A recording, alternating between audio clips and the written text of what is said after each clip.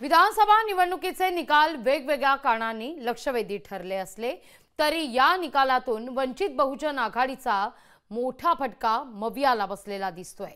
नेमका काय प्रकार घडलेला आहे निवडणुकीत पाहूया।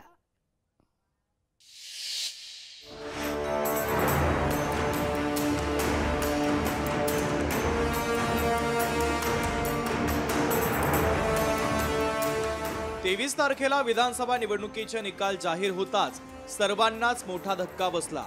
या निकालानंतर मुख्यतः लहान पक्षांनी घेतलेली मतं ही महाविकास आघाडी त्याबरोबरच महायुतीसाठी देखील डोकेदुखी ठरली। यातच वंचित बहुजन आघाडीमुळे महाविकास आघाडीच्या जवळपास 20 जागांना फटका बसल्याचं दिसतंय। वंचित बहुजन आघाडीने विधानसभा निवडणुकीत 200 जागा लढवल्या होत्या, मात्र त्यांना एकाही जागेवर यश आलं नाही। तर 200 जागांपैकी 194 मतदारसंघात वंचित बहुजन आघाडीच्या उमेदवारांचं डिपॉझिट जप्त झालंय।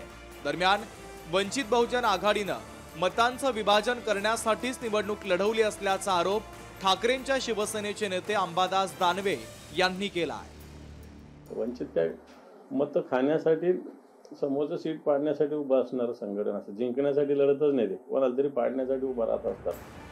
तर महाविकास आघाडीच्या कोणत्या उमेदवारांना फटका बसला तेही आपण पाहूयात।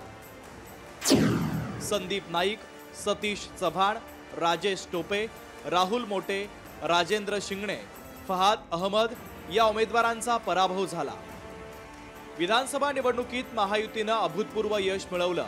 महायुतीच्या 230 जागा तर महाविकास आघाडीच्या केवळ 46 जागा निवडून येऊ शकल्या।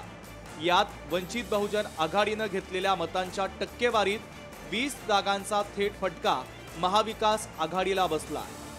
आमच्याकडे गमवण्यासारखं काहीही नव्हतं। जे काही अपयश आलेलं आहे ते महाविकास आघाडीला आलेलं आहे प्रामुख्याने, आणि त्याला कारणीभूत आहेत त्यांची धोरणं। ज्या पद्धतीची वागणूक ते घटक पक्षांना देतात, इतर पक्षांच्या संदर्भात जी वक्तव्य करतात, खास करून बाळासाहेब आंबेडकर आणि वंचित बहुजन आघाडीच्या संदर्भात, त्याचा मोठा फटका जो आहे त्यांना सहन करावा लागेल। एकूणच विधानसभा निवडणुकीत महायुतीच्या यशाला हातभार लावणारी अनेक कारणं आहेत। त्यातच लहान पक्षांमुळे मतांचं झालेलं विभाजन याचा मोठा फटका महाविकास आघाडीला बसल्याचं दिसतंय।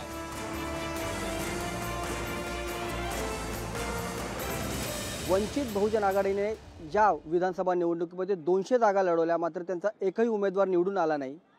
मात्र याच वंचित बहुजन आघाडीच्या उमेदवारांमुळे महाविकास आघाडीच्या 20 जागा पडल्या। त्यामुळे वंचित बहुजन आघाडीचा मोठा फटका महाविकास आघाडीला बसलेला पाहायला मिळाला। उमेश करंजकर, लोकशाही न्यूज, मुंबई। लोकशाही मराठी ऐका, पहा, जागरूक रहा।